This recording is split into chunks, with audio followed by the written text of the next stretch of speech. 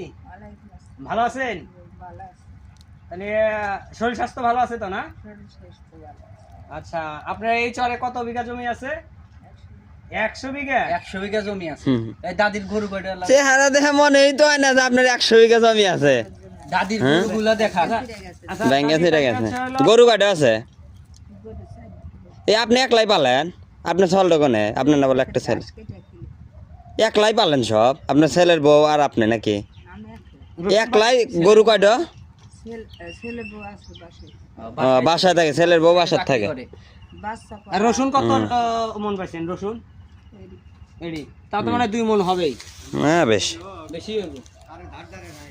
ওই যে কাকা দাঁড় দাঁড়ব কি 100 বিঘা জমির মালিক?